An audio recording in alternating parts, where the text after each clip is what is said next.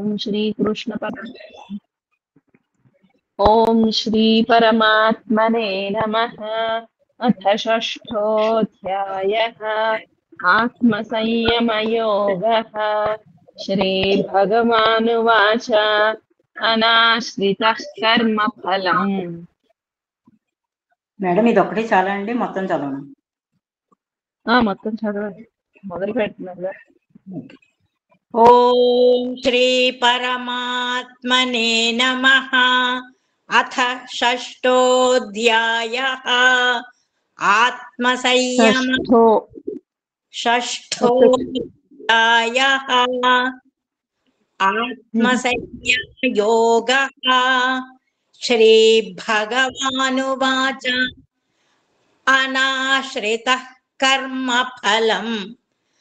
అనాశ్రితః కర్మఫలం అనాశ్రితః కర్మఫలం. कार्यं कर्म करोति यः కార్యం కర్మ కరోతి యః కార్యం కర్మ కరోతి యః కార్యం కర్మ కరోతి యః स सन्न्यासी च योगी च స సన్యాసీ చ యోగీ చ స సన్యాసీ చ యోగీ చ స సన్యాసీ చ యోగీ చ न निरग्निर्न चाक्रियः న నిరగ్నిర్న చాక్రియః న నిరగ్నిర్న చాక్రియః న నిరగ్నిర్న చాక్రియః अनाश्रितः कर्मफलम् कार्यं कर्म करोति यः అనాశ్రితః కర్మఫలం కార్యం కర్మ కరోతి యః అనాశ్రితః కర్మఫలం కార్యం కర్మ కరోతి యః అనాశ్రితః కర్మఫలం కార్యం కర్మ కరోతి యః स सन्न्यासी च योगी च न निरग्निर्न चाक्रियः స సన్యాసీ చ యోగీ చ న నిరగ్నిర్న చాక్రియః స సన్యాసీ చ యోగీ చ న నిరగ్నిర్న చాక్రియః స సన్యాసీ చ యోగీ చ న నిరగ్నిర్న చాక్రియః अनाश्रितः कर्मफलम् कार्यं कर्म करोति यः स सन्न्यासी च योगी च न निरग्निर्न चाक्रियः అనాశ్రితః కర్మఫలం కార్యం కర్మ కరోతి యః స సన్యాసీ చ యోగీ చ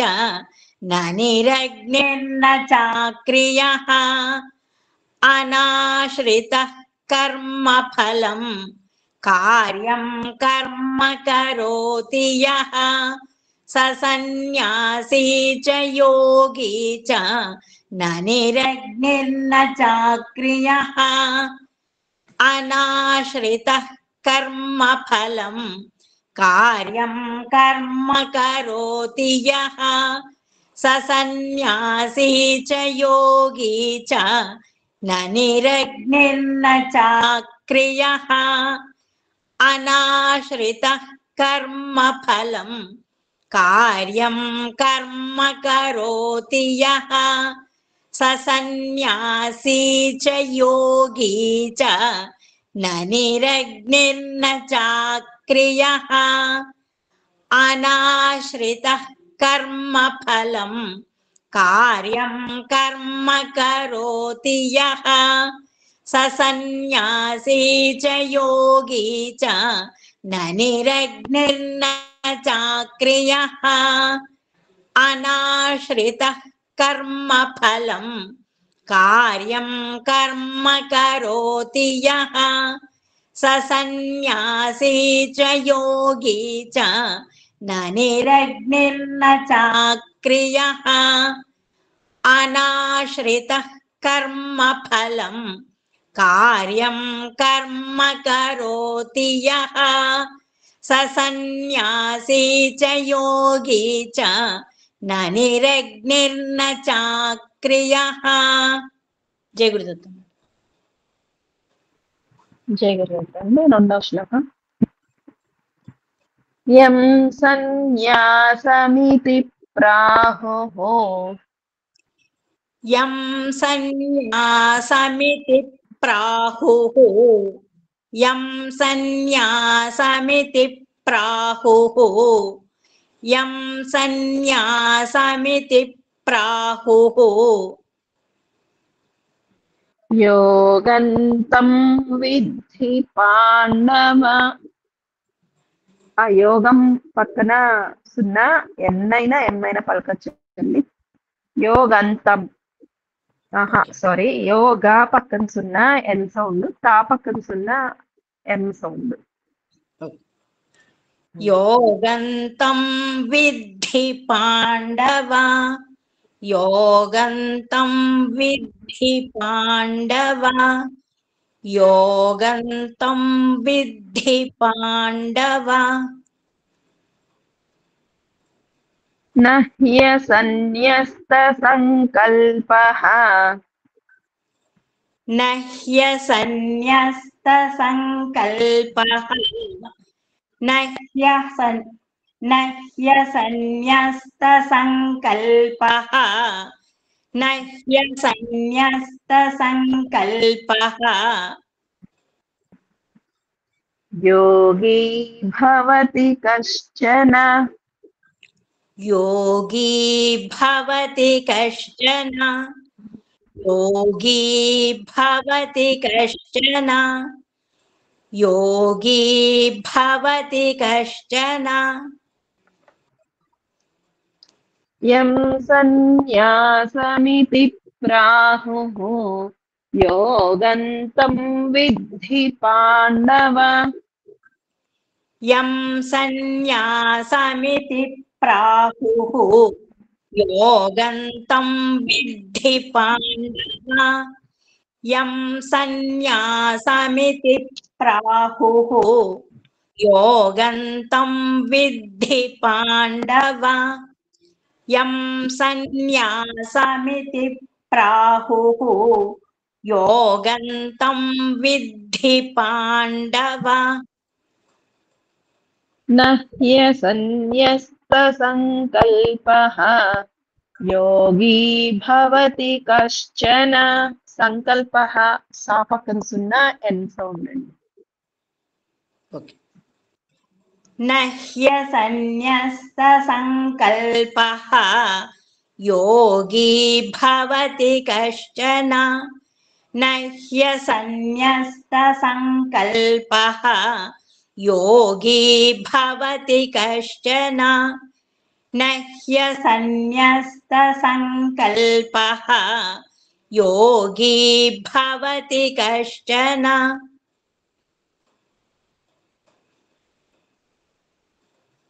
यं सन्न्यासमिति प्राहुः योगन्तं विद्धि पाण्डव न ह्यसन्न्यस्तसङ्कल्पः योगी भवति कश्चन यं सन्न्यासमिति प्राहुः योगन्तं विद्धि पाण्डव न ह्यसन्न्यस्तसङ्कल्पः योगी भवति कश्चन यं सन्न्यासमिति प्राहुः योगन्तं विद्धि पाण्डव न ह्यसन्न्यस्तसङ्कल्पः योगी भवति कश्चन यं सन्न्यासमिति प्राहुः योगन्तं विद्धि पाण्डव न ह्यसन्न्यस्तसङ्कल्पः योगी भवति कश्चन यं सन्न्यासमिति प्राहुः योगन्तं विद्धि पाण्डव न ह्यसन्न्यस्तसङ्कल्पः योगी भवति कश्चन यं सन्न्यासमिति प्राहुः योगन्तं विद्धि पाण्डव न ह्यसन्न्यस्तसङ्कल्पः योगी भवति कश्चन यं सन्न्यासमिति प्राहुः योगन्तं विद्धि पाण्डव न ह्यसन्न्यस्तसङ्कल्पः योगी भवति कश्चन यं सन्न्यासमिति प्राहुः योगन्तं विद्धि पाण्डव न ह्यसन्न्यस्तसङ्कल्पः योगी भवति कश्चन जय गुरुदत्त जय गुरुदत्त मूडव श्लोक आरुरुक्षोर्मुनेर्योगम् आरुरुक्षोर्मुनेर्योगम् आरुरुक्षोर्मुनेर्योगम् आरुरुक्षोर्मुनेर्योगम् कर्म कारणमुच्यते कर्म कारणमुच्यते कर्म कारणमुच्यते कर्म कारणमुच्यते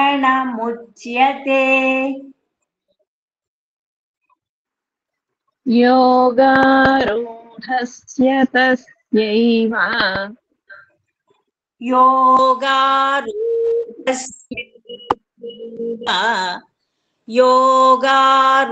योगारूढस्य तस्यैव योगारूढस्य तस्यैव शमः कारणमुच्यते शमः कारणमुच्यते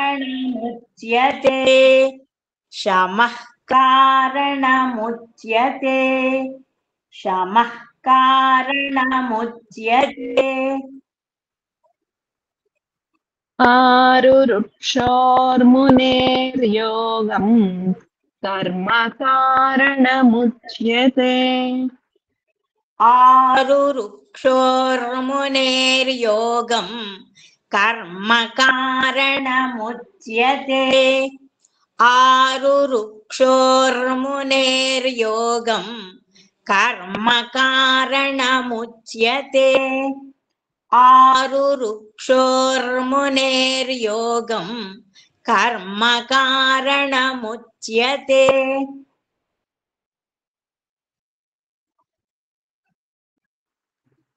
योगारूढस्य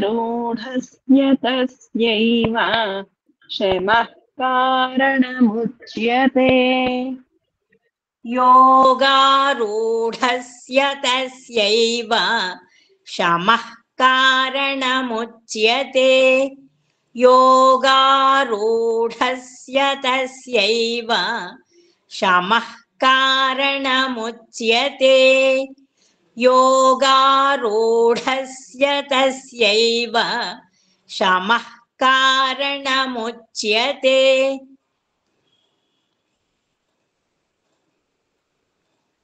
आरुरुक्षोर्मुनेर्योगम् कर्म कारणमुच्यते योगारूढस्य तस्यैव शमः कारणमुच्यते आरुरुक्षोर्मुनेर्योगं कर्म कारणमुच्यते योगारूढस्य तस्यैव शमः कारणमुच्यते आरुरुक्षोर्मुनेर्योगं कर्म कारणमुच्यते योगारूढस्य तस्यैव शमः कारणमुच्यते आरुरुक्षोर्मुनेर्योगं कर्म कारणमुच्यते योगारूढस्य तस्यैव शमः कारणमुच्यते आरुरुक्षोर्मुनेर्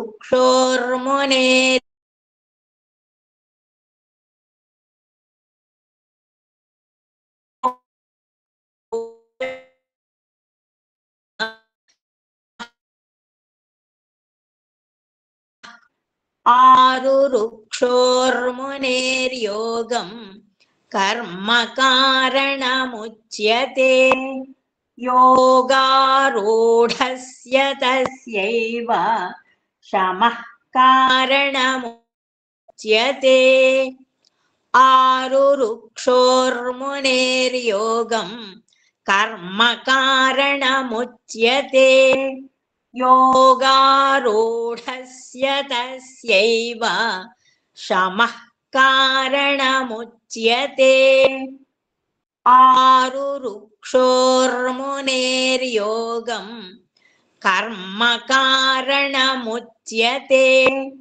योगारूढस्य तस्यैव शमः कारणमुच्यते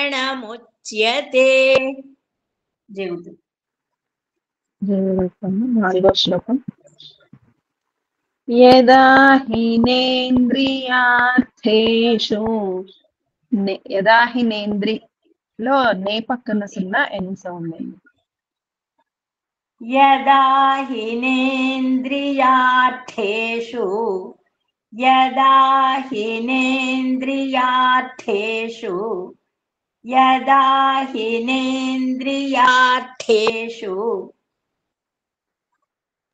న కర్మస్వనుషజ్యతే న కర్మస్వనుషజ్యతే న కర్మస్వనుషజ్యతే న కర్మస్వనుషజ్యతే సర్వసంకల్ప సన్యాసి సర్వసంకల్పలో సా పక్కన సున్నా ఎన్ సౌండ్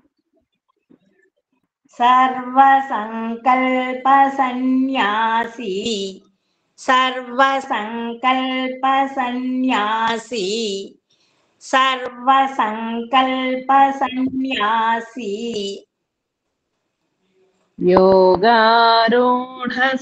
योगारूढस्तदोच्यते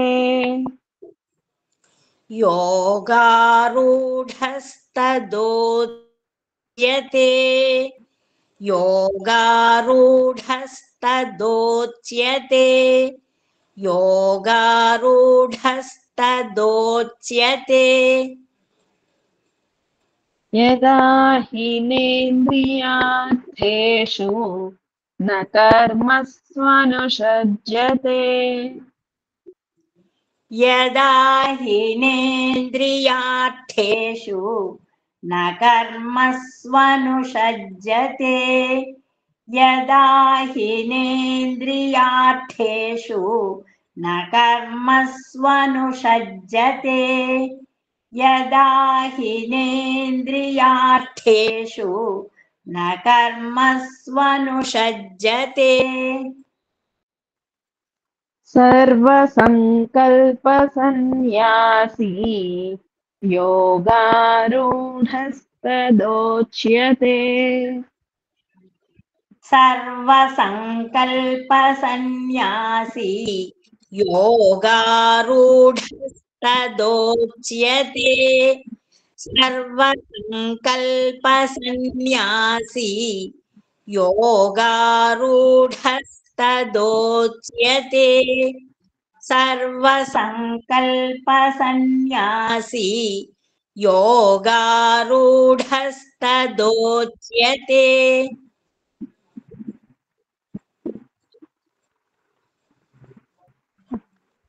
यदा हीनेन्द्रियार्थेषु न कर्मस्वनुषज्यते सर्वसङ्कल्पसन्न्यासी योगारूढस्तदोच्यते यदा हीनेन्द्रियार्थेषु न कर्मस्वनुषज्यते सर्वसङ्कल्पसन्न्यासी योगारूढस्तदोच्यते यदा हीनेन्द्रियार्थेषु न कर्मस्वनुषज्यते सर्वसङ्कल्पसन्न्यासी योगारूढस्तदोच्यते यदा हीनेन्द्रियार्थेषु न कर्मस्वनुषज्यते सर्वसङ्कल्पसन्न्यासी योगारूढस्तदोच्यते यदा हीनेन्द्रियार्थेषु न कर्मस्वनुषज्यते सर्वसङ्कल्पसन्न्यासी योगारूढस्तदोच्यते यदा हीनेन्द्रियार्थेषु न कर्मस्वनुषज्यते सर्वसङ्कल्पसन्न्यासी योगारूढस्तदोच्यते यदा हीनेन्द्रियार्थेषु न कर्मस्वनुषज्यते सर्वसङ्कल्पसन्न्यासी योगारूढस्तदोच्यते यदा हीनेन्द्रियार्थेषु न कर्मस्वनुषज्यते सर्वसङ्कल्पसन्न्यासी योगारूढस्तदोच्यते जय गुरुदत्त జయ గురుదేవ. ఈ 4 శ్లోకాలు ఒకసారి చదువుతారా? ఓకే. ఓం శ్రీ పరమాత్మనే నమః. అథ షష్ఠోऽధ్యాయः आत्मसंयमयोगः.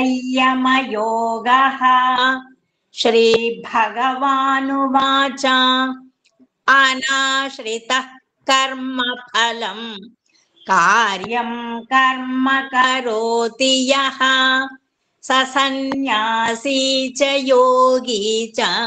न निरग्निर्न चाक्रियः यं सन्न्यासमिति प्राहुः योगन्तं विद्धि पाण्डव न ह्यसन्न्यस्तसङ्कल्पः योगी भवति कश्चन आरुरुक्षोर्मुनेर्योगं कर्म कारणमुच्यते. योगारूढस्य तस्यैव शमः कारणमुच्यते. यदा हीनेन्द्रियार्थेषु न कर्मस्वनुषज्यते सर्वसङ्कल्पसन्न्यासी योगारूढस्तदोच्यते. जय गुरुदेव. జయ గురుదేవ. ఏం చేస్తున్నాను? జ్ఞానానందమయం దేవం నిర్మలస్ఫటికాకృతిం ఆధారం సర్వవిద్యానాం హయగ్రీవముపాస్మహే. సర్వం శ్రీ గురుచరణారవిందార్పణమస్తు. సర్వం శ్రీ కృష్ణార్పణమస్తు. జయ గురుదత్త.